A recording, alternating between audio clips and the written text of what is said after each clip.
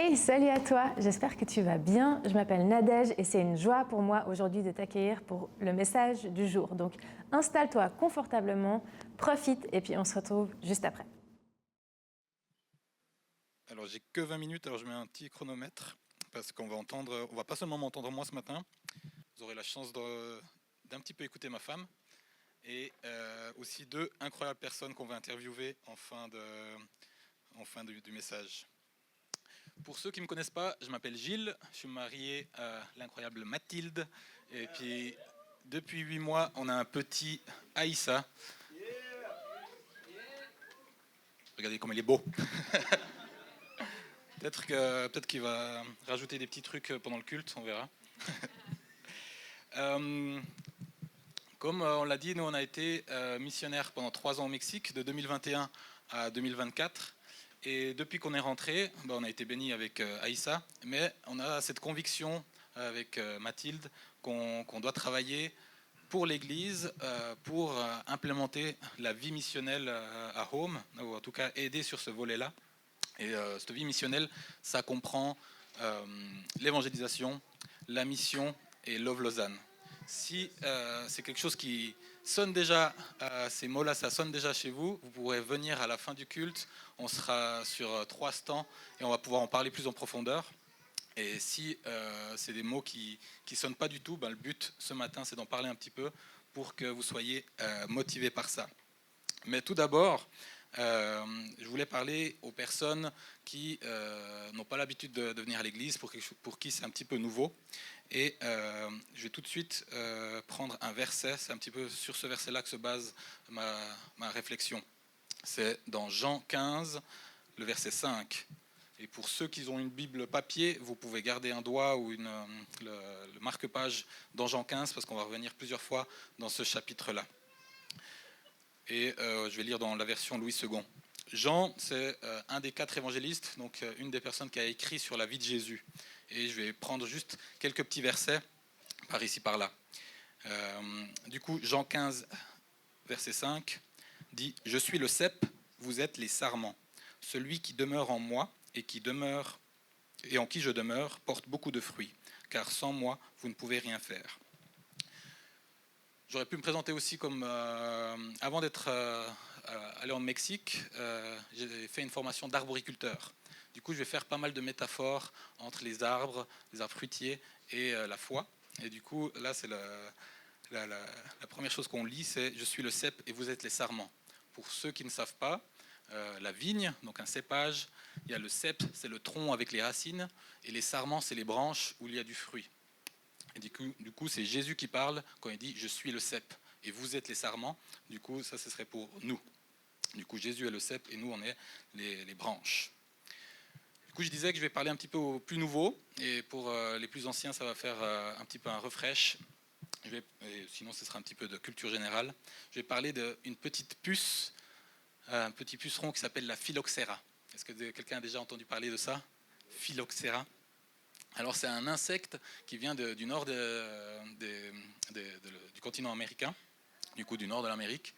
Et dans les années 1860, donc fin du 19e siècle, ce petit insecte est arrivé en Europe. Et aux États-Unis, il ne faisait pas tellement de ravages parce que les résistances dans les arbres, ça grandit en même temps que le ravageur. Du coup, ça c'est un petit insecte qui vient croquer un petit peu les racines et puis les branches. Et du coup, les plants ou les cépages américains étaient résistants à ça. Mais quand cet insecte il est arrivé en Europe, en fait, à la fin du 19e siècle, quasiment tous les vignes en Europe, en Suisse, en France, en Italie, elles étaient démolies. C'était une crise vraiment phénoménale. Il y avait plus de 70% des vignes qui ont été détruites, mortes, plus rien. Du coup, vous pouvez imaginer des hectares et des hectares de vignes mortes. Le Lavaux, il n'y a plus. C'est triste. Et ouais, c'est triste. Pour tous ceux qui aiment le vin, le raisin, plus de raisin. Mais aujourd'hui, on a encore des vignes. Du coup, comment ça se fait? L'idée qu'ils ont eue, c'était de ramener les porte-greffes de la variété américaine. Du coup, un porte-greffe, c'est la partie racinaire d'un plante. Je vais souvent parler de ça. Un porte-greffe, c'est ce qu'on ne voit pas sur le plan, c'est ce qui est dans le sol. Et le greffon sera la partie aérienne, sera la variété du fruit. Du coup, ce qu'ils ont fait, c'est qu'ils ont ramené des racines américains, et du coup, ils ont greffé le greffon, la partie du fruit, sur le porte-greffe, et ça a fait que les variétés européennes, tout ce qu'on connaît, le chasselas, etc., eh ben, c'est devenu résistant. Et grâce à ça, on a pu sauvé les vignes européennes. Et c'est même une maladie qui est mondiale, en fait. Partout dans le monde, à part au Chili, parce que c'est protégé par son environnement, mais partout dans le monde, cette maladie, ce phylloxéra, est encore présent. Et aujourd'hui, si on a des vignes, c'est parce que toutes les vignes sont sur des porte-greffes américains qui sont résistants. Donc la mort, cette maladie, God bless America. Du coup, cette maladie, cette mort, elle est toujours présente, mais grâce au porte-greffe, on a une solution. Et là, je vais faire un premier parallèle. Nous aussi, tous les humains, dans notre nature, on va connaître la mort. On va tous destinés à mourir. Tout le monde, dans notre propre nature, on est destiné à mourir. Ça, c'est quelque chose qu'on a tous en commun. Si tu veux un premier point commun dans une discussion, tu peux dire peut-être pas, non Du coup, on a tous cette maladie qui est la mort qui va arriver. Mais il y a aussi une solution. Et en Jésus-Christ, on a une solution. On a la possibilité d'être greffé à Jésus-Christ pour vaincre la mort. En fait, c'est lui qui a vaincu la mort. C'est lui la solution de la maladie. C'est lui la solution. Et on a cette vie, cette nouvelle vie qui est possible en lui. Okay. Et je pense que ça, c'est le premier but dans la vie d'un homme. Un homme, quand je dis homme, c'est pour hommes et femmes, un être humain. Le premier but d'un être humain, c'est de se faire cette rencontre avec Jésus-Christ et être greffé à lui. Et il y a un avant et après cette rencontre avec Dieu, un avant et un après cette greffe, cette union avec Jésus-Christ. Ce qui est beau aussi dans cette métaphore, c'est qu'on ne peut pas greffer n'importe quoi sur n'importe quoi. Si vous prenez un pommier et puis vous essayez de le greffer sur une vigne, ça ne va pas marcher, ce n'est pas assez semblable. Et ce qui a permis qu'on puisse être greffé à Jésus-Christ, c'est que Dieu, il s'est fait homme pour nous. Il est venu nous ressembler, ou c'est peut-être nous qui lui ressemblons à la base, mais il est venu nous rejoindre dans nos souffrances, il est venu nous rejoindre pour qu'on puisse se joindre à lui, s'unir à lui. Et ça, c'est l'évangile, c'est la bonne nouvelle. C'est la bonne nouvelle que j'avais pour vous ce matin, et c'est la première étape la plus importante. Du coup, ça signifie qu'une fois qu'on est greffé à ce cep, à Jésus-Christ, on fait partie de la famille de Dieu. On l'a chanté au début, je suis ami de Dieu. Et ça, c'est vraiment la base. Grâce au fait que Jésus est venu sur terre, on peut devenir enfant de Dieu, on peut être adopté par Dieu. Et en plus de ça, même dans certains passages, Jésus nous appelle frères. Vu qu'on est adopté par Dieu, Dieu est notre Père, Jésus devient notre frère. Mais forcément, ça demande aussi, c'est pas juste comme ça qu'on peut être greffé à Jésus. Vous le savez peut-être, Jésus il a fait un sacrifice pour rendre ça possible. Il a donné sa vie, il est allé jusqu'à la mort, à la croix pour nous. Ensuite, il est ressuscité. Mais si on reprend l'image du cep, en fait, pour pouvoir greffer quelque chose à un porte-greffe, on doit le couper. On va couper la partie aérienne. Il ne reste plus que les racines. Et nous, si on veut être greffé à ça, on doit couper nos racines à nous. On ne peut pas simplement se greffer à Jésus et garder nos racines. Ça veut dire que on ne peut pas continuer notre vie d'avant, avoir la même source de vie. On ne peut pas avoir les mêmes priorités une fois qu'on est greffé à Jésus. Et ça demande un sacrifice de notre part aussi. Jésus, il nous tend la main et nous, on va faire une réponse. On peut lui prendre la main et ça a un coût. Ce coût-là, en fait, si on revient de manière plus littérale ou moins imagée avec l'arboriculture, c'est qu'une fois qu'on est greffé à Jésus-Christ, l'étape suivante, et ça c'est pour tout le monde, pas juste les nouveaux, c'est de suivre ses commandements. Et là on peut lire dans Matthieu 22, du verset 37 à 39. Matthieu, c'est un autre évangéliste qui a écrit sur la vie de Jésus. Du coup, dans Matthieu 22, 37 à 39, on peut lire « Jésus lui répondit, Tu aimeras le Seigneur, ton Dieu, de tout ton cœur, de toute ton âme, de toute ta pensée.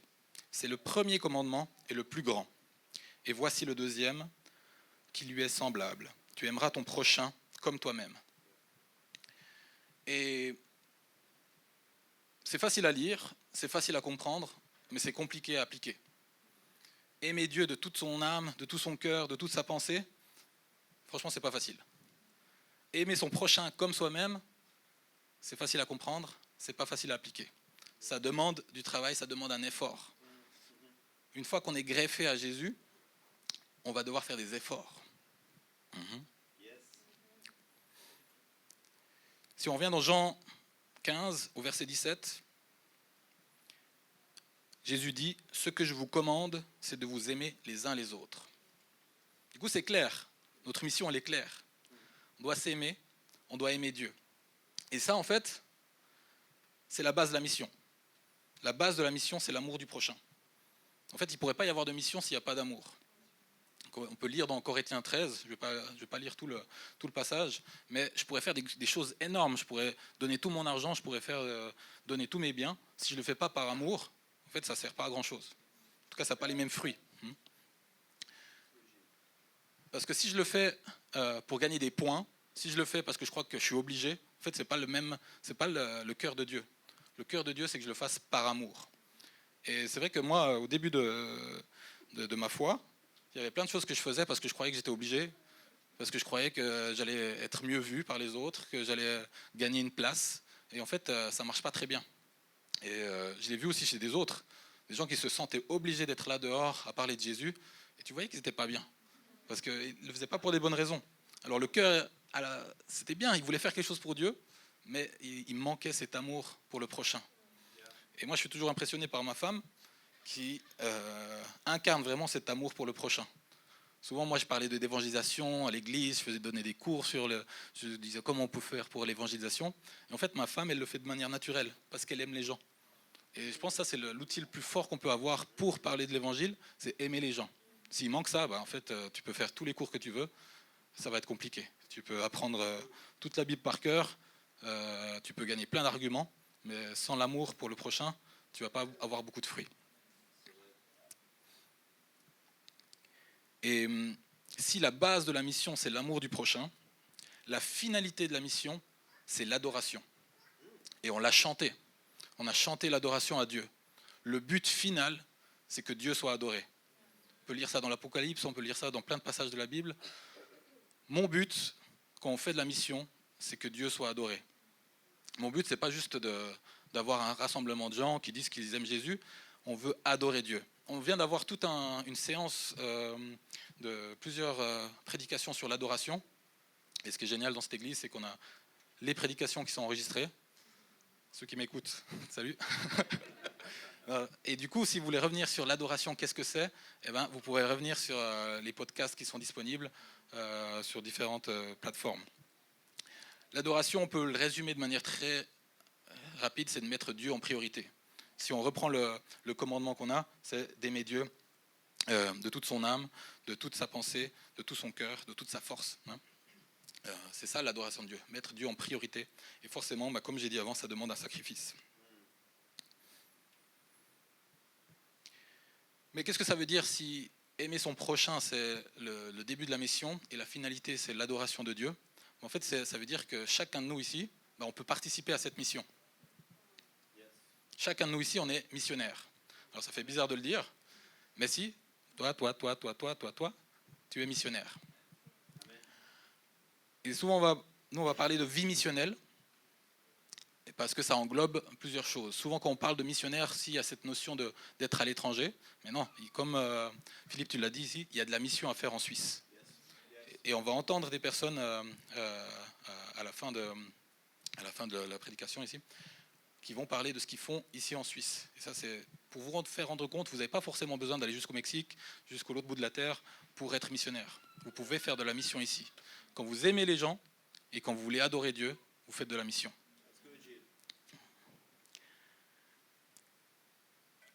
Du coup, la question c'est, qui est-ce que je vais servir et comment est-ce que je vais les servir. Si on aime quelqu'un, on va le servir. C'est ce que Jésus nous demande. Hein. Il nous a montré l'exemple en nettoyant les pieds de ses disciples. Il a dit, je ne suis pas venu pour faire le roi, mais pour servir. Et ça, c'est fou comme exemple, quand on y réfléchit. Normalement, plus on a de compréhension de Dieu, de qui est Dieu, plus on a de compréhension de qui est Jésus, plus on aurait envie de servir les autres. Et du coup, la grande question, c'est qui est-ce que je vais servir et comment est-ce que je vais les servir. Ça, c'est vraiment la base de l'idée de comment est-ce que je vais faire, comment est-ce que je vais être un missionnaire. Si vous répondez à ces questions-là, qui est-ce que je vais servir et comment est-ce que je vais les servir, vous avez déjà votre appel, souvent on parle d'appel, l'appel de Dieu, qui est, cette question, elle sera vite répondue. On revient à la Jean 15, 5. Je vous ai dit de garder votre doigt à Jean 15. Je suis le cep, vous êtes les sarments. Celui qui demeure en moi et en qui je demeure porte beaucoup de fruits, car sans moi, vous ne pouvez rien faire. J'aimerais voir un petit peu qu'est-ce qu'il y a derrière un fruit. Si vous prenez une pomme à la Migros ou à la Coop, choisissez n'importe quelle pomme, il y aura plusieurs pépins à l'intérieur. Et ce qui est fou, c'est que dans chacun de ces pépins se cache une nouvelle variété de fruits. Vous prenez ce pépin, vous le plantez, vous aurez un arbre. Alors là, il n'y a pas de phylloxéra, du coup, il va pousser si vous en prenez soin. Il y aura une nouvelle variété qui va sortir. Si on a tellement de galas et tellement de la même variété dans les magasins, c'est qu'on fait du clonage. On prend des bouts de branches et on les clone. Mais je ne vais pas aller trop dans les détails. Vous dire que dans chaque pépin, il y a une nouvelle variété qui s'y cache, avec une nouvelle saveur, une nouvelle couleur, une nouvelle forme spécifique. Et ça, vous pouvez prendre des centaines de pommes, vous plantez une centaine de pépins, vous aurez des arbres différents avec des fruits différents. Il prend un petit peu pour faire très schématique, un petit peu de la génétique de la mère, un petit peu de la génétique du père, et ça donne une nouvelle variété. Et en fait, nous, on est un peu près pareil. On prend un petit peu de papa, on prend un petit peu de maman, et puis on est une nouvelle personne unique. Et ce qui est beau dans cette image de la greffe, c'est que quand je greffe une nouvelle variété à une racine, alors j'ai toute la puissance des racines, mais la variété du fruit, la saveur du fruit, la forme du fruit, elle reste la même. La spécificité du fruit, il reste la même. Alors je peux le greffer pour être plus résistant à la mort, résistant à la maladie. On peut être greffé à Jésus pour être résistant à tout ça. On va avoir toute la force de Jésus, son esprit, qui va nous animer, qui va être comme la sève qui nous fait grandir. Mais le fruit, on garde une certaine spécificité dans le fruit. Et il y a des gens qui aiment les pommes, il y a des gens qui aiment les mangues, il y a des gens qui aiment les poires. Chaque fruit, il est destiné à une certaine personne en particulier, ou une certaine population. Okay ? Du coup, dans chacun de vous se cache une graine unique, se cache une spécificité, se cache un appel, une vérité qui est destinée à quelqu'un en particulier. Okay ? Votre saveur, votre acidité, votre taux de sucre, il va toucher quelqu'un en particulier, okay ? Ou une population en particulier. Okay ? Et ce fruit-là, le fruit de l'arbre, il ne va pas être... En fait, quand vous imaginez un arbre fruitier, les fruits de l'arbre, ils ne sont pas pour l'arbre. Okay ? Ce n'est pas pour l'arbre que les fruits poussent. C'est toujours dans l'idée de se développer, d'aller plus loin. Quand un arboriculteur il plante ses arbres, ce sera pour les mettre à disposition de la ville, dans un magasin, ou des fois, ça va exporter à l'extérieur, dans un autre pays. Okay ? Mais l'arbre, il ne fait pas le fruit pour garder ses fruits proches de lui. Le but même de faire des pépins dans un fruit, c'est qu'il soit répandu plus loin. Okay ? Et nous, c'est aussi cette idée. Si on a une église, si on est en train de grandir, nous tous ensemble en communauté, c'est pas pour rester de faire de l'entre-soi. Le but, c'est de sortir des murs. Et je remercie Yolande pour, vous verrez dans le graphique qu'on a pour tout ce qui est vie missionnelle, il y a comme une ouverture vers l'extérieur. Okay ? On ne va pas rester à l'intérieur. Le but, quand on répond à la question qui est-ce que je vais servir et comment est-ce que je vais les servir, il y a plus que 9 chances sur 10 que l'appel, que cette réponse, ça soit à l'extérieur. Il y a seulement 3% des chrétiens qui sont appelés à servir dans l'église. Ça ne fait pas beaucoup. 97% des gens, donc vraiment la grande majorité des gens, on est appelés à servir à l'extérieur des murs de l'église. Ça peut être dans ton travail, dans ta famille, dans un autre pays. Il faut répondre à cette question, c'est qui m'anime? C'est qui cette population qui m'anime? Qui est-ce que j'ai envie de servir? Les jeunes, les personnes âgées, les enfants, les bébés. Moi, j'étais trop... En fait, c'est trop beau quand on voit des personnes qui sont dans leur appel. Avant l'arrivée du bébé, on a fait une formation à la naissance. Je ne sais pas si vous connaissez l'organisation Rachem. C'est plusieurs femmes infirmières et sages-femmes qui se sont mis ensemble pour aider les couples à faire une préparation à la naissance avec une connotation chrétienne ou une vision chrétienne de la chose. Donc on a pris des temps pour prier et tout ça. Et ces femmes, elles étaient juste incroyables. Elles nous ont tellement bénis, elles nous ont tellement aidés à être en paix pour recevoir le petit Aïssa. Et tu vois qu'elles étaient en train de répondre à leur appel. Elles se sont formées comme infirmières, comme sages-femmes, et elles partageaient toutes leurs connaissances à des jeunes couples qui attendaient un enfant. Et c'était en Suisse, il n'y avait pas besoin de faire un grand voyage pour faire ça. Elles le font de manière périodique, mais elles bénissent vraiment les gens. Il y aurait des centaines d'exemples qu'on peut donner de personnes qui font ça, qui sont à leur place, qui ont répondu à la question qui est-ce que je vais servir et comment est-ce que je vais les servir. Du coup, on peut tous se poser cette question. À qui profitera les fruits de ma branche? À qui profite ce que le Seigneur a déposé dans ma vie?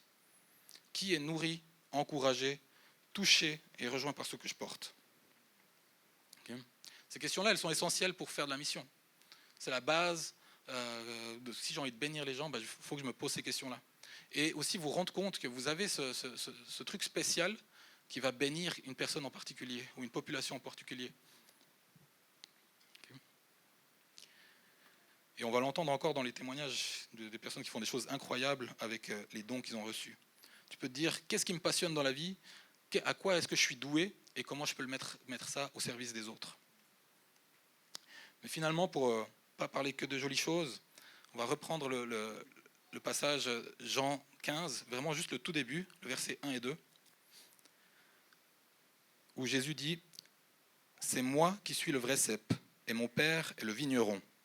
Tout sarment qui est en moi et qui ne porte pas de fruit, il l'enlève.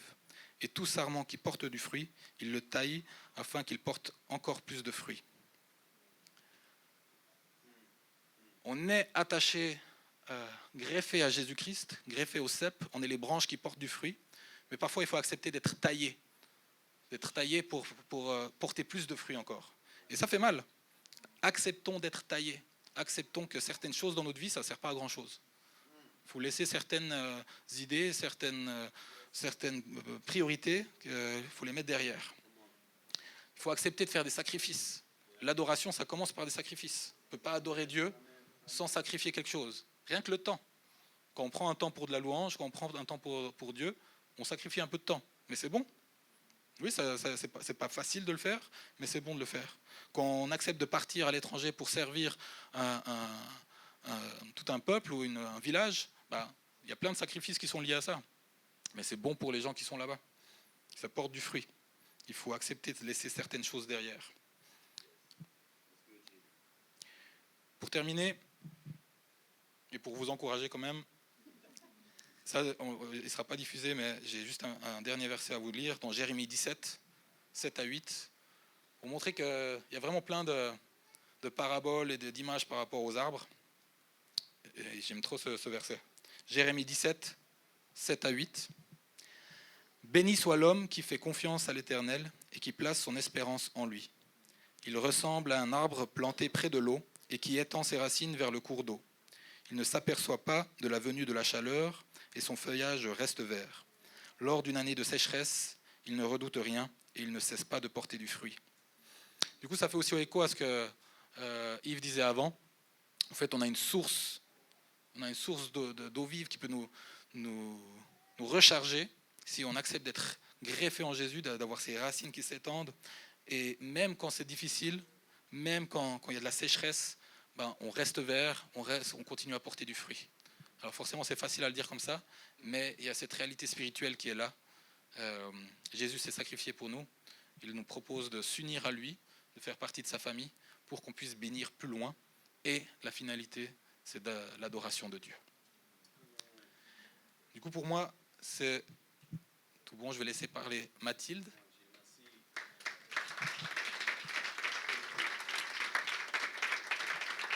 je vais prendre le petit. Petite transition. Il était endormi. Du coup, je reprends le relais. Comme Gilles a dit, le but, en fait, c'est de vous encourager. Je pense que peut-être certains s'attendaient à entendre quelque chose sur la mission au loin, les gens qui partent loin et qui font de la mission et qui sacrifient tout pour aller à l'étranger. Et en fait, on avait aussi envie de vous dire, mais qu'en fait, vous êtes aussi missionnaires là où vous êtes. En fait, on a tous une mission. On a tous un moyen de faire avancer le royaume de Dieu là où on se trouve. S'il y en a qui sont appelés à aller à l'étranger, gloire à Dieu, mais il y en a aussi qui sont appelés à rester en fait et à faire avec ce que Dieu a mis en fait sur vos vies, faire avec ce que Dieu vous a appelé à étudier, peut-être votre lieu de travail, peut-être juste aussi votre contexte là où vous vivez. Donc, je vais inviter Eva et Florias à me rejoindre.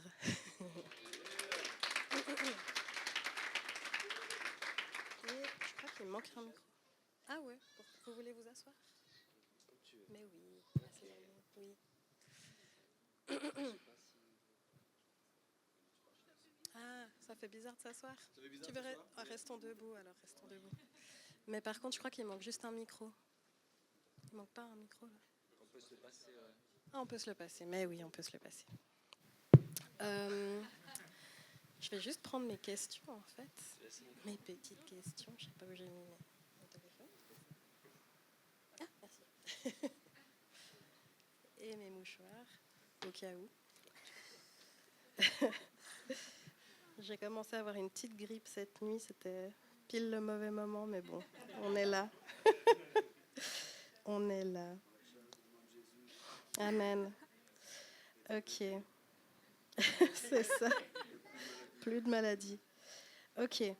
Donc, en fait, si on a demandé à Eva et Florias de participer à cette petite interview, c'est parce qu'on considérait que c'était des personnes qui incarnent bien en fait cette volonté de vouloir faire avancer le royaume de Dieu, aider son prochain au travers d'une passion ou au travers d'un métier. Et du coup, on est honoré qu'ils soient d'accord de participer à cette petite activité pour vous. Et juste, je pense qu'avant de vous poser les questions, peut-être vous présenter un petit peu, que les gens sachent ce que vous faites, puis qu'ils comprennent un peu mieux vos réponses, comme ça. Je ne sais pas si Eva, tu veux commencer. Bonjour, Home. J'espère que vous allez bien. Je vais commencer par remercier Gilles. J'ai adoré ton message.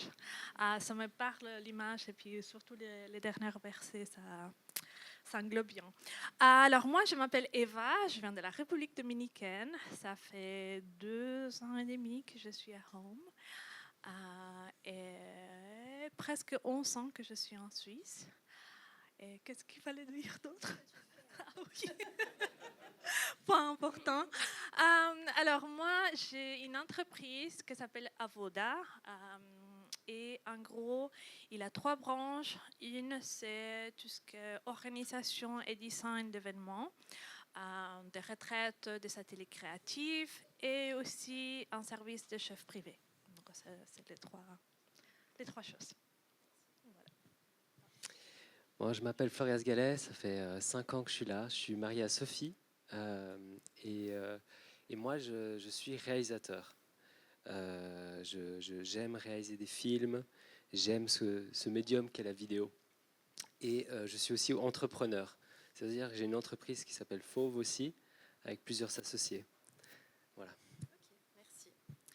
Donc, maintenant que vous avez entendu ce qu'ils font, vous vous dites, mais super, en fait, en quoi ils sont missionnaires, ces gens-là ils ont un travail, tout ce qui paraît le plus normal, mais en fait, il y a quelque chose qui se cache là derrière, le pourquoi ils font ça, comment ils en sont arrivés là, et quel est leur but, en fait, derrière. Parce qu'on a tous, il y a des personnes ici, je pense, qui travaillent, et puis en fait, on pourrait se dire, ouais, moi, en fait...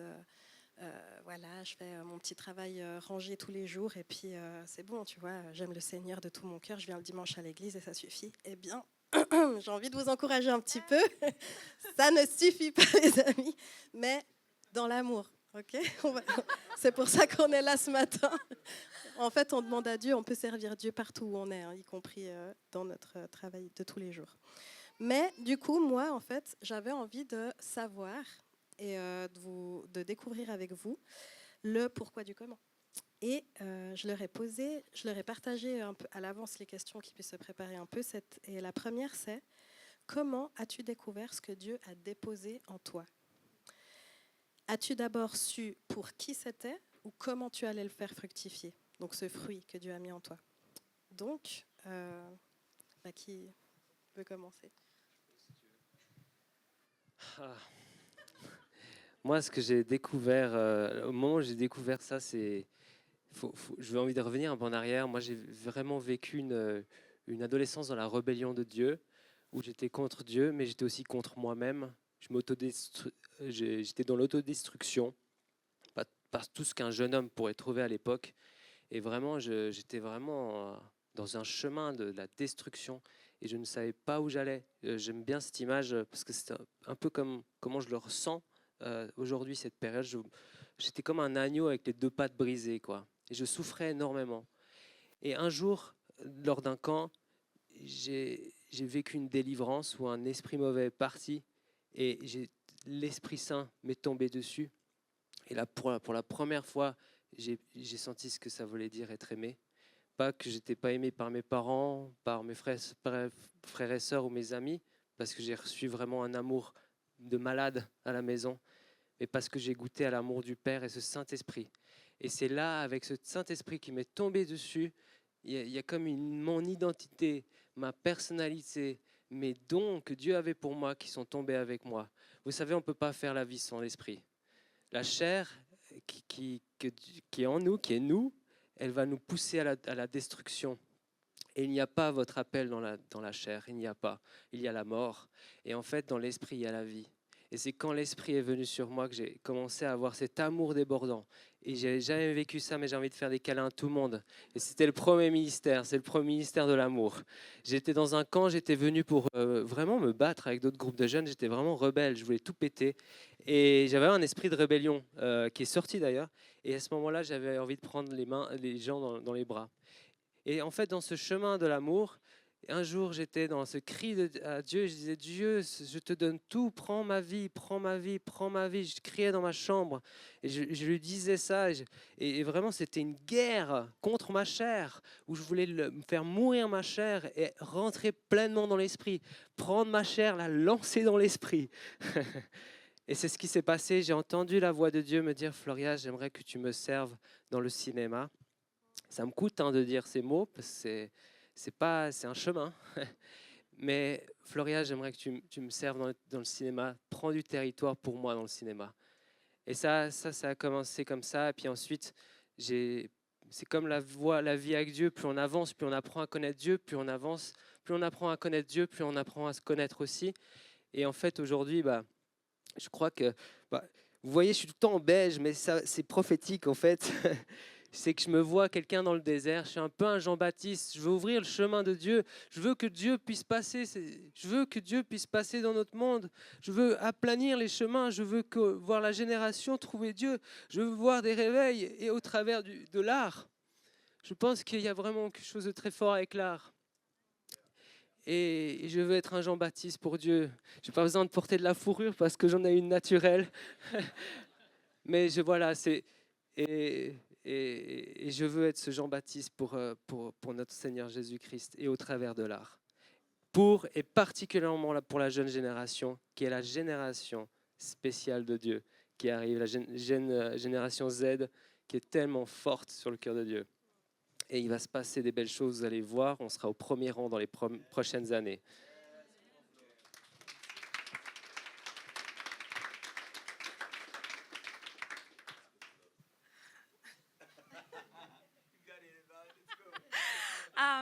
Alors, moi, c'était un peu moins linéaire, si on veut dire que ça. Moi, je ne suis pas née dans une famille chrétienne, donc je n'avais pas cette image déjà. Mais quand j'ai commencé l'université, c'est là où je me suis convertie. Et j'avais vraiment ce désir de partir en mission. J'avais des gros exemples que je voulais suivre, Hudson Taylor, William Carey. Donc vraiment l'image énorme du missionnaire. Et Et voilà, après, il a une équipe qui est venue dans mon église, une équipe de Jeunesse à Mission à Brésil. Et j'ai adoré l'idée de partager nos dons, de partager l'évangile à travers les arts. Parce que j'étais quelqu'un de créatif et c'était là ma facilité. Donc, j'ai quitté l'école de droit et je suis partie faire Jeunesse en Mission au Canada. C'était tout un parcours, plein de miracles. Et avec Jeunesse en Mission, je suis restée 6 ans. Mais à travers chaque voyage missionnaire, il y a 2 choses que je me suis rendu compte. Les moments plus puissants, et par ça, je ne veux pas... je ne veux pas minimiser l'œuvre de Dieu d'autres façons à travers l'évangélisation et tout, mais mon expérience à moi, c'était que les moments plus puissants, les moments où je voyais Dieu vraiment agir dans la vie des gens et transformer, c'était pendant les moments à table, à partager un repas, à partager un dessin, à partager une danse.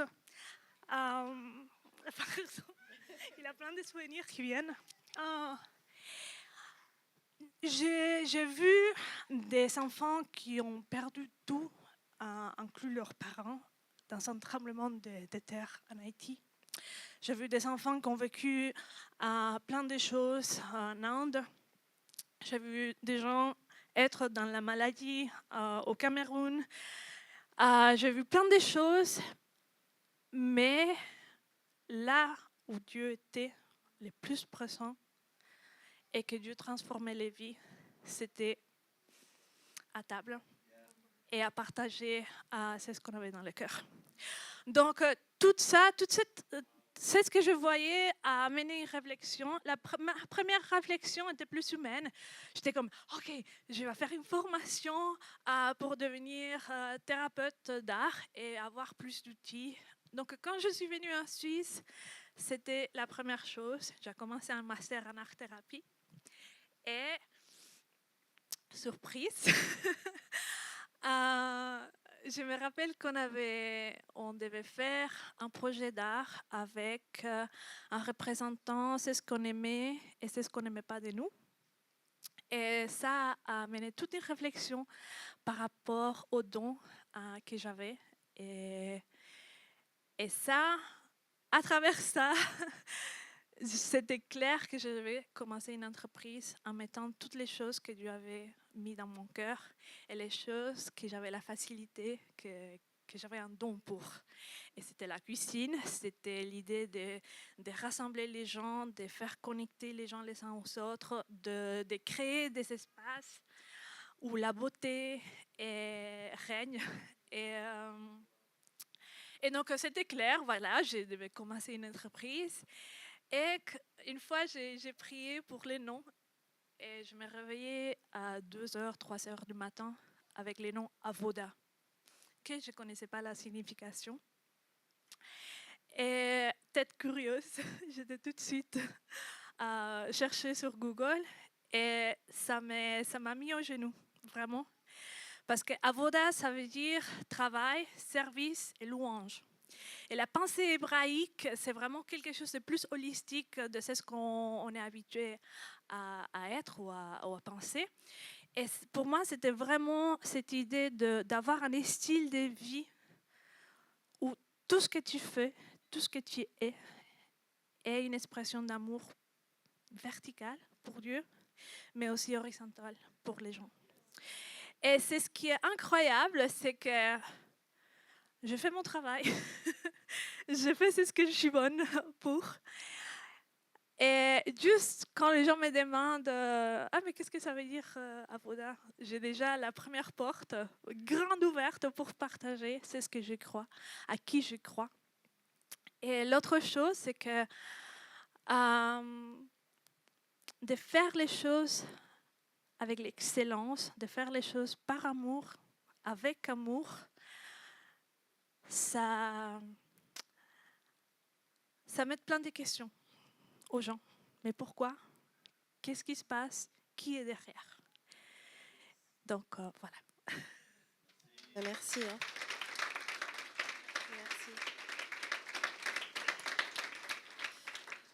Moi, ça me touche trop d'entendre ces témoignages, en fait, de voir comment Dieu a posé en fait sur chacun une passion, comment Dieu a mis en fait des dons en chacun, des intérêts, en fait, qui pourraient être passés complètement inaperçus, tu vois. En fait, on aurait pu dire, ah bah Florias, en fait, il aime le cinéma, il veut faire comme tout le monde. Puis en fait, non, Dieu, il est venu en fait lui révéler là, dans sa passion, dans ce qu'il aime, l'art, comment il pouvait le servir. Et la même chose avec Eva. Alors qu'elle a vécu en plus plein d'expériences aussi à l'étranger, en fait, il l'a ramenée à des choses en fait qu'elle avait déjà sur le cœur, le partage, le service, le repas, la beauté, l'art. Donc en fait, des fois, on va chercher trop loin. Des fois, on va chercher, ouais, mais moi, je fais mon appel. On va, comme elle disait, on regarde des, des exemples en fait de missionnaires qu'on a, mais en fait, il faut chercher la version en fait qui est adaptée à nous, parce qu'on a tous cette variété dont parlait Gilles, et en fait, on va pas prendre la variété de quelqu'un d'autre. On a notre propre variété, notre propre saveur. Il faut juste trouver comment la partager et à qui.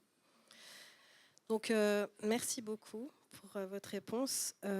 J'avais préparé aussi, d'autres questions. C'était quelle joie as-tu vécu en partageant ton fruit? Mais je crois que vous avez amplement répondu. Mais je voulais aussi vous poser la question, en fait, quels défis ou difficultés avez-vous rencontrés? Parce que là, en fait, je trouve que c'est aussi important de dire, comme Gilles disait avant, en fait, il y a un sacrifice quand on veut adorer Dieu. Donc, c'est pas se dire, ah oui, mais en fait, elle a fait des super voyages avec Jeunesse en Mission pendant 6 ans. Après, Dieu lui a révélé dans un rêve, elle a commencé à faire. Tout était facile. Je pense pas du tout. Elle a dû, en fait, sûrement surmonter des épreuves. Pareil pour Florias, il en a un peu parlé déjà. Mais en fait, juste pour qu'on ait conscience que suivre Dieu, ça ne veut pas dire en fait que tout va être facile et que ça va être un chemin paisible et tranquille, mais qu'il va y avoir des difficultés, mais qu'avec lui, on peut les surmonter. Oh ouais. Quand tu dis oui à Dieu, tu dis non à toi. Et du coup, tu rentres dans des turbulences qui te demandent de tout lâcher. Et Dieu, il aime couper les branches, hein, comme tu l'as dit. Et moi, j'ai vécu vraiment ces temps où il a coupé ces dernières années, où Dieu coupait ma vie. J'étais là, mais Dieu, mais qu'est-ce que tu vas me laisser? Qu'est-ce que tu vas me laisser? Et il a osé tout couper. Et je l'ai laissé faire parce que c'est seulement lui qui sait. Mais les défis, moi, que j'ai vécu, c'est de passer de la vision au réel. Ah, ça, c'est le combat qu'on vit tous. C'est la vision, le temps avec Dieu qui est magnifique, et d'arriver sur cette terre aride, dure, à labourer, où tout est compliqué, tout ce qui est beau, ça demande une baston, mais pas possible. Tout ce qui est J'ai la difficulté des relations humaines dans une entreprise, la difficulté d'être leader, de blesser des gens, la difficulté de se retrouver face à une mission de Dieu qui est impossible. Je me suis retrouvé dans des situations où on est parti, par exemple, au Festival de Cannes pour essayer d'ouvrir des portes, se retrouver devant des producteurs avec vraiment des mauvaises intentions, de se retrouver face à vraiment ce monde qui est dark, de l'art qui est difficile, qui ne veut pas de toi et qui te le dit. J'ai vécu des moments où on m'a dit mais ces projets que tu as, c'est mieux sans toi. Devant toute mon équipe, on a essayé de me mettre de côté, de m'éteindre, de m'humilier. On l'a fait. On a essayé le nombre de fois où j'ai des visites d'esprits mauvais qui essaient de venir m'étrangler pendant mes nuits, qui essaient de me tuer parce qu'on essaie de tuer le messager avant qu'il parle. L'oppression spirituelle, le combat spirituel qu'il y a quand on dit oui à Dieu, la guerre qui se passe autour de toi. Mais c'est le chemin où c'est la bagarre, c'est le chemin qui mène à la vie.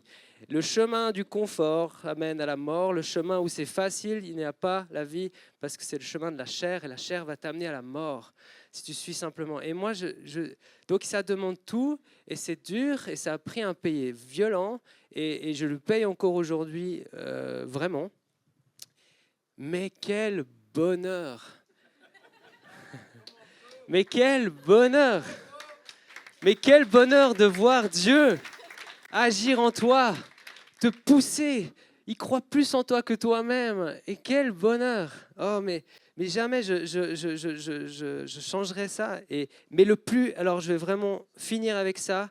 Le combat et l'erreur que j'ai fait principale, ça vient je crois que c'est un verset qui dit, si qui commence par l'esprit, ne le finissez pas dans la chair.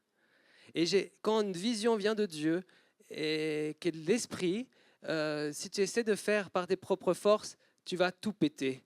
Et j'ai fait les choses avec un petit peu d'esprit, un peu de chair, et ça a tout pété. Il faut faire tout par esprit. Quand Dieu te donne quelque chose, allez 100% dans l'esprit. Parce que Dieu, par ta propre volonté, tu vas casser ton ministère, tu vas casser ta famille, tu vas casser ton église, tu vas casser tout ce qui est beau, tout ce que Dieu va mettre dans tes mains qui est beau.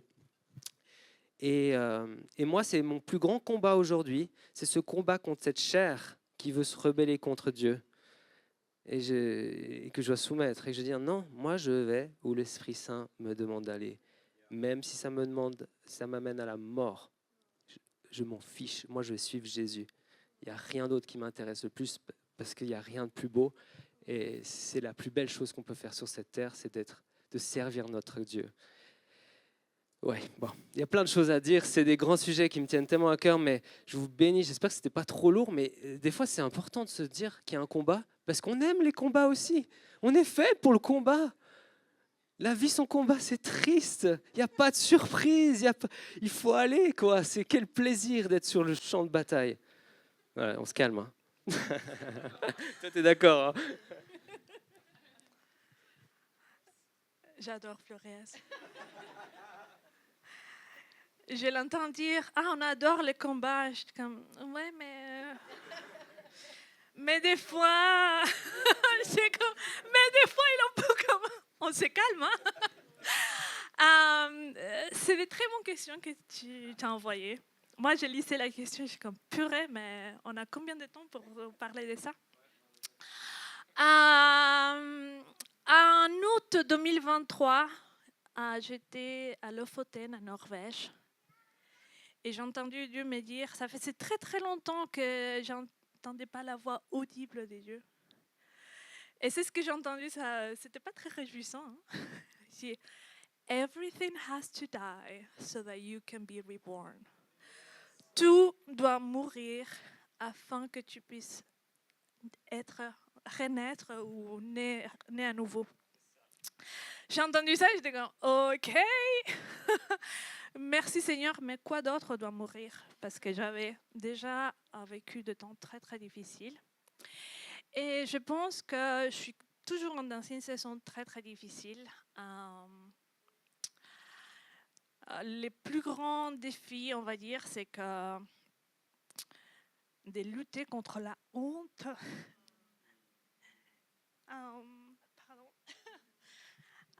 Et les stigmas d'avoir un divorce quand tu es dans le milieu du mariage.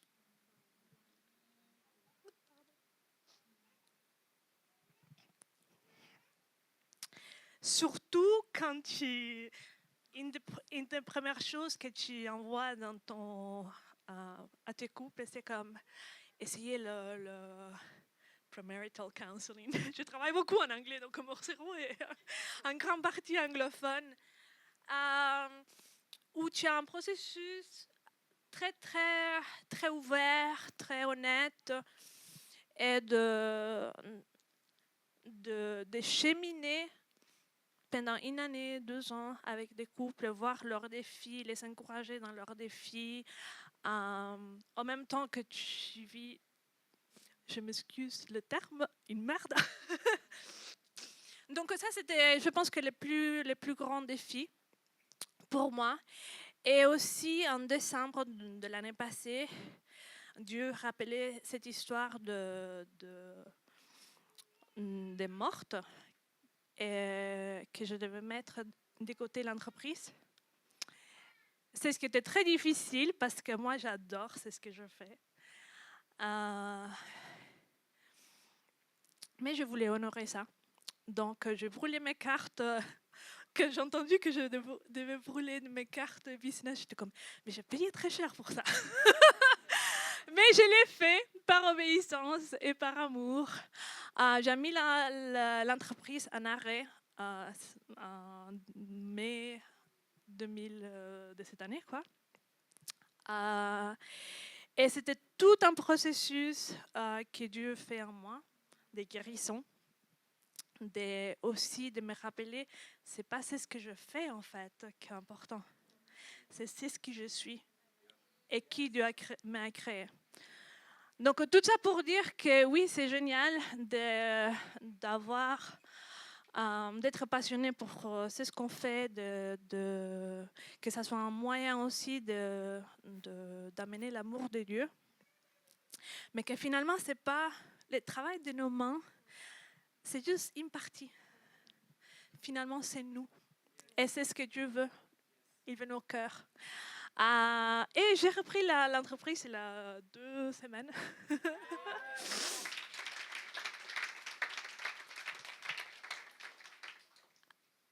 C'est toujours pas évident. Et j'ai lutte avec Dieu, en fait. J'étais comme Jacob. Ah, oui, mais tu as dit ça, donc tu l'as fait quand même.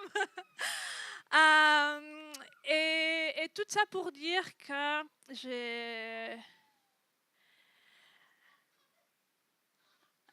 une des questions, c'était, je ne me rappelle plus comment est-ce que tu l'as posée. Oui, finalement, qu'est-ce qu'on a de plus précieux à donner aux gens, si ce n'est que nous-mêmes et l'amour que Dieu a déposé en nous. Après, le reste, c'est juste des cerises sur les gâteaux.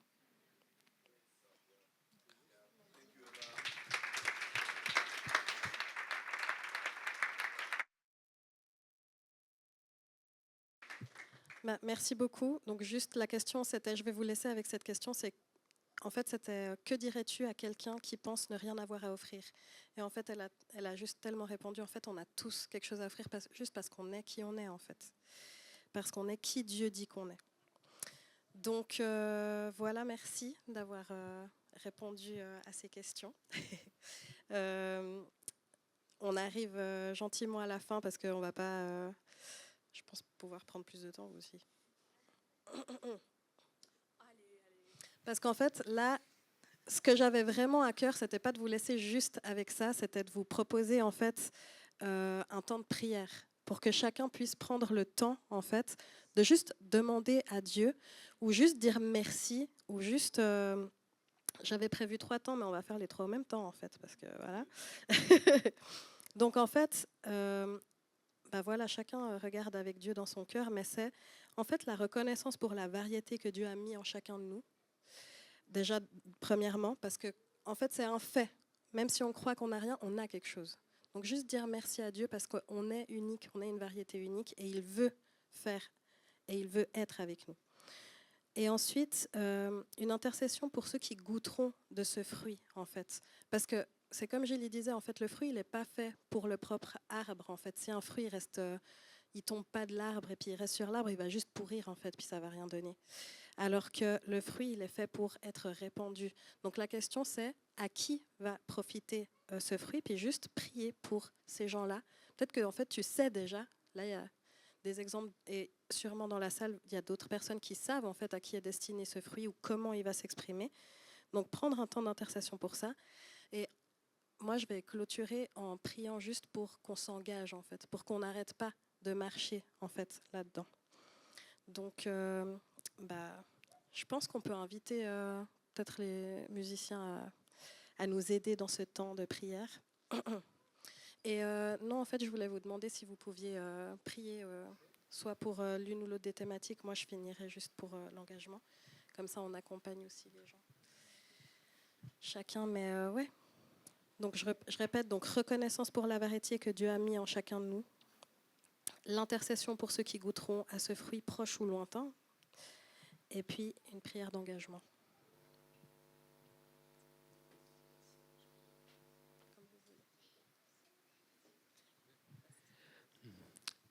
Ok. Tout commence par l'Esprit Saint qui descend sur toi. N'oublie jamais ça. Sans l'Esprit, il n'y a rien qui peut être fait dans ta vie. Rien de beau. Parce qu'il n'y a que l'Esprit qui est beau. Il n'y a que l'Esprit qui crée Et que l'Esprit qui connaît ton identité, ta personnalité, et c'est seulement lui qui l'a entre ses mains et qui peut te la donner. Tes dons, tu ne les connais pas, c'est normal parce que l'Esprit n'est pas encore tombé sur toi. Et c'est des fois, c'est aussi caché. Il y a des mensonges qui ont tué ça. Il y a des mensonges, des paroles, des paroles dans l'enfance qui ont brisé des dons, des choses. Et maintenant, on va prier, on va juste demander à l'Esprit Saint de faire le ministère qu'il aime le plus faire, c'est de tomber, d'être sur nous et de nous ramener à la réalité du ciel.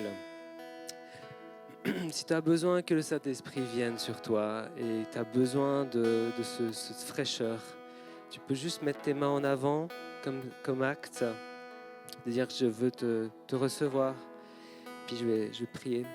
Saint-Esprit, j'ai pas de formule magique, j'ai pas de prière magique pour ce moment, parce qu'il n'y a que toi.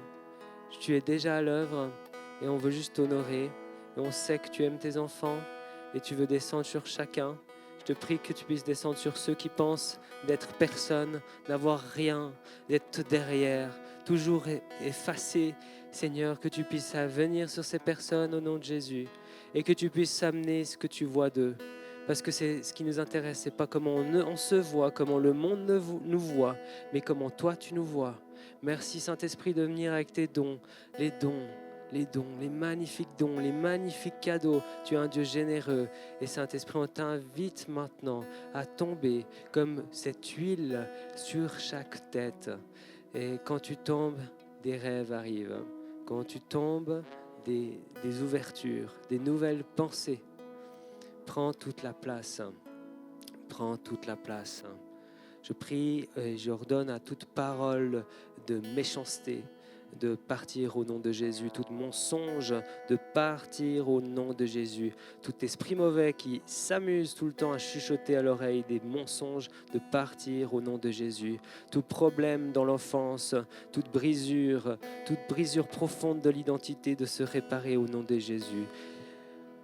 On te souffle, Saint-Esprit, ici, tout ce qui a été volé par l'ennemi, égorgé par l'ennemi, Seigneur. Tu es un Dieu qui libère les captifs, qui libère tes enfants dans leur appel. Amen. And Father God, thank you that every good gift comes from you. That we believe what you say we are and who you say we are becoming. Thank you that you have created a very good thing in each one of us. That we are co-heirs with Christ. That we are salt and light of this earth. God, that you have given us your Holy Spirit so that we can proclaim your glory. That we can do everything through Christ that gives us strength. God, and I pray that to each one of us right now, right here, that you will open our eyes to see and to believe who we are and what you have given us. That you will reveal our calling, our purpose, that is just to love you and to love everyone.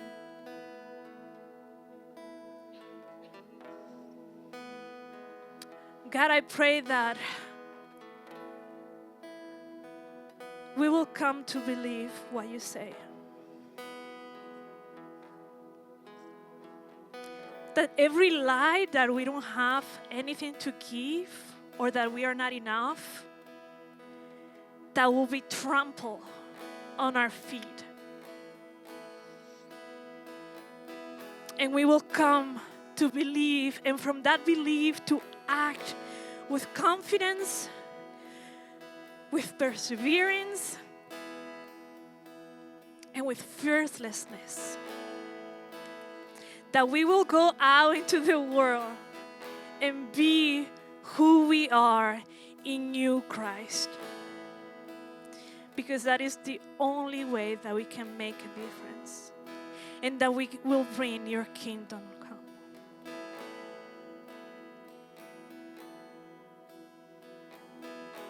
And thank you that when we don't see a way, you make a way, God.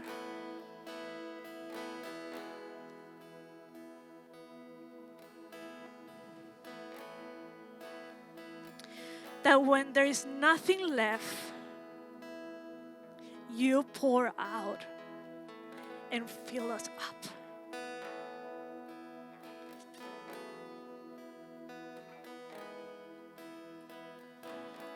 Thank you, Jesus.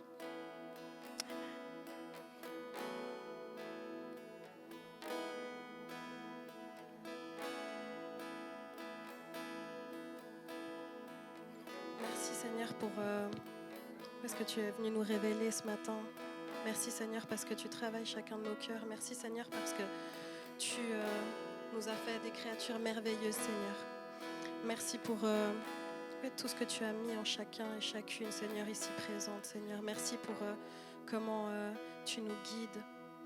Et Seigneur, j'aimerais juste qu'on puisse se tenir aussi dans cet engagement, Seigneur, que tu nous appelles à faire, à tout laisser, Seigneur, pour t'adorer, à tout laisser pour te suivre et aller vers les autres, Seigneur, aimer et faire avancer ton royaume, Seigneur, et au travers de qui on est, au travers de ce que tu as mis en chacun de nous, Seigneur. Et j'aimerais juste proclamer, Seigneur, que nous sommes avec toi et que nous n'avons rien à craindre, Seigneur. Que même quand les difficultés arriveront, Seigneur, que même quand les défis, Seigneur, se présenteront devant nous, avec toi, Seigneur, on peut tout surmonter, Seigneur. Même dans la difficulté, même dans la souffrance, même dans l'angoisse, Seigneur, tu es avec nous, tu nous prends par la main et tu nous fais avancer, Seigneur, pour surmonter ça, pour mourir à nous-mêmes et renaître à nouveau, Seigneur, pour pouvoir avoir cette joie, Seigneur, de savoir que ce qui compte, c'est la vie en toi, Seigneur, et pas cette vie terrestre, Seigneur, où tu nous appelles à être, mais tu nous appelles à être, Seigneur, pour être avec toi à l'avenir, Seigneur. Rappelle-nous, Seigneur, pourquoi nous sommes ici, Seigneur. Ne permets pas qu'on ait une vue, Seigneur, qui s'arrête simplement à ce que notre vue humaine, notre vue charnelle peut voir, Seigneur, mais aide-nous à voir avec tes yeux, avec les yeux de l'Esprit, Seigneur. Ces yeux qui nous amènent plus loin, Seigneur, qui nous permettent d'aimer et qui nous permettent de tenir dans la distance, Seigneur, de tenir dans les difficultés, Seigneur, et malgré tout dans la joie, dans la paix, Seigneur, parce que tu es notre joie, tu es notre paix. Ça ne dépend pas de circonstances, Seigneur, mais ça dépend de qui tu es, Seigneur. Et tu es le Dieu de la paix, tu es le Dieu tout-puissant, tu es l'alpha et l'oméga, comme on l'a chanté avant, Seigneur, et on veut se tenir avec toi, Seigneur. Nous refusons, Seigneur, tout ce qui viendrait mettre un voile sur nos yeux, Seigneur, tout ce qui viendrait nous faire tellement peur qu'on ne puisse pas avancer, Seigneur. Mais on veut briser tout ça et se tenir dans les vérités qui sont les tiennes, Seigneur, que tout peut être accompli par celui qui croit, Seigneur. Seigneur, garde-nous dans cette communauté, Seigneur, garde toutes les personnes qui savent déjà comment continuer à faire ce que tu veux pour leur vie. Aide les personnes qui sont encore en train de le découvrir, Seigneur. Mais ne permets pas, Seigneur, qu'on s'arrête. Ne permets pas, Seigneur, qu'on s'empêtre dans notre confort, Seigneur, ou qu'on s'empêtre tétanisé par la peur, Seigneur, mais qu'on avance par la foi, Seigneur. Garde-nous. Merci. Merci, Seigneur. Amen.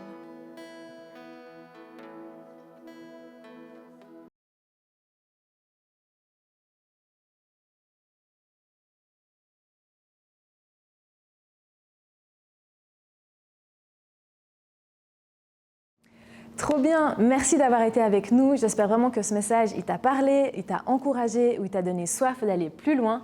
En tout cas, n'hésite pas, sur notre chaîne YouTube, il y a tout un tas d'autres séries, d'autres thématiques qui sont là pour te servir, qui sont des ressources hyper utiles pour toi.